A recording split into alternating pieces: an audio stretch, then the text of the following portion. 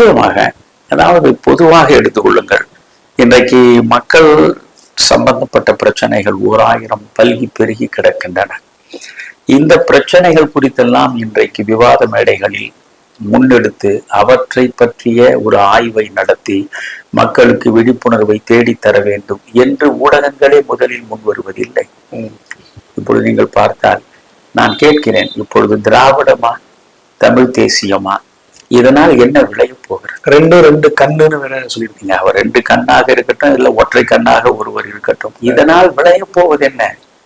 ஏழைக்கும் பாழைக்கும் அனாதைக்கும் அகதிக்கும் 3 வேளை சோறு கிடைக்க போகிறதா?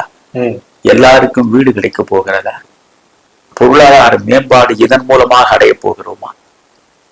நீங்கள் திராவிட மாடல் என்று சொல்லி அதன் மூலம் சாதிக்க போவது என்ன? ஒரு அரசு என்பது மக்கள் அனைவருக்கும் நல்லதை செய்வதற்காகத்தான் ஆட்சிக்கு வந்து செயற்படுகிறது.